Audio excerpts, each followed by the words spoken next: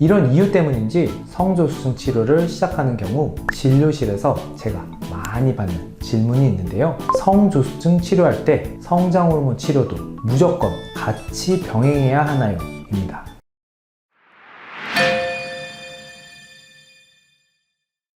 안녕하세요. 소아내분비 전문의 노정기입니다. 최근 들어 성조숙증에 대한 관심도가 지속적으로 증가하고 있음에 대해 지난 영상을 통해 말씀드렸습니다. 성조숙증 치료 못지않게 부모님들의 관심도가 지속적으로 높아지고 있는 것이 또 하나 있는데요. 바로 성장호르몬 치료입니다. 이런 이유 때문인지 성조숙증 치료를 시작하는 경우 진료실에서 제가 많이 받는 질문이 있는데요. 성조숙증 치료할 때 성장호르몬 치료도 무조건 같이 병행해야 하나요? 입니다. 이 이야기를 하기 앞서 이전 영상을 못 보신 분들도 계실 거라 생각하여 성조숙증 치료제 그리고 성장호르몬 치료제란 무엇인지에 대해 간단하게 설명하고 시작하도록 하겠습니다. 쉽게 이야기하면 성조숙증 치료제는 성호르몬을 억제하는 것이고 성장호르몬 치료제는 성장호르몬을 추가로 보충해 주는 것으로서 두 치료제의 작용 기전은 전혀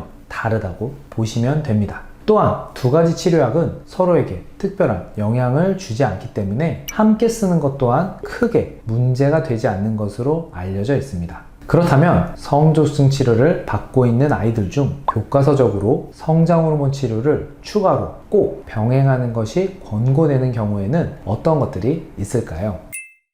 크게 두 가지가 있을 수 있는데요. 첫 번째는 성조숙증 치료로 인해 성장 속도가 기대치에 비해 매우 떨어지는 경우입니다. 성조숙증 치료는 성호르몬 억제와 함께 우리 몸에서 키를 키우는 역할을 하는 성장호르몬과 IGF-1이라는 물질의 분비를 감소시키므로 결과적으로 성장 속도 감소의 원인이 됩니다. 즉, 주사 맞는 동안 성장 속도가 사춘기 급성장과 비교시 감소하게 되는 거죠. 하지만 제가 이전 영상에서도 지속적으로 말씀드려왔듯이 성조숙증 치료는 성인 키를 키워주는 치료입니다. 그 이유는 최종 성인 키 증가와 관련하여 성조숙증 치료의 가장 중요한 포인트가 바로 키가 크는 기간을 늘리는 데 있기 때문입니다. 성조숙증 치료의 컨셉을 간단한 산수를 이용해서 설명을 드리면 7cm씩 3년 크는 것과 5cm씩 5년 크는 것 중 후자가 더 큰 것을 떠올리시면 그 원리가 이해되실 겁니다. 즉, 당장에 1년 동안 키가 크는 건 줄어든다고 해도 결과적으로 키가 크는 기간이 늘어나 최종성인 키가 더 커지는 거죠. 대부분의 아이들은 성장 속도가 감소되어도 이보다 키가 크는 기간이 늘어나 최종성인 키가 증가하게 되지만 성조숙증 치료를 통해 키로 얻는 이득이 없어질 정도로 성장 속도가 과도하게 억제되는 경우가 있습니다. 이처럼 성장 속도가 일정 수준 이상으로 과도하게 억제되는 경우에는 성장호르몬 병행 치료가 필요합니다. 두 번째는 예측되는 최종 성인 키가 매우 작은 경우입니다. 여기에는 상대적으로 늦게 치료를 시작하여 예측키가 매우 작은 경우도 해당됩니다. 성조숙증 치료만 했을 때 얻을 수 있는 키의 이득을 고려해도 최종 성인 키가 너무 작을 것으로 예상되는 경우에 성장호르몬 치료의 병행을 고려해야 합니다.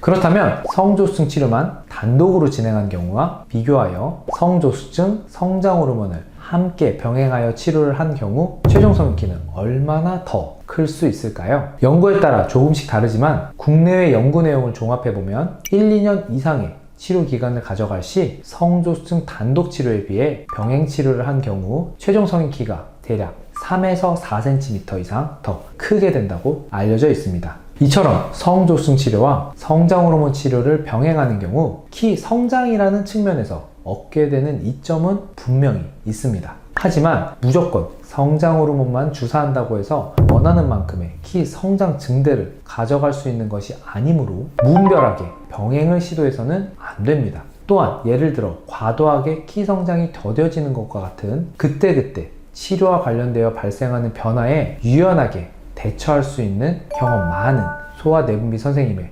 관리가 반드시 필요합니다. 마지막으로 성장호르몬 치료 자체의 비용이 많이 들고 장기간 주사 치료를 해야 되기 때문에 예측되는 성인 키, 현재 성장 속도 및 부모와 아이의 키에 대한 기대치 등을 적절히 고려하여 성장호르몬 병행 치료 사용 여부를 결정하는 것이 좋겠습니다. .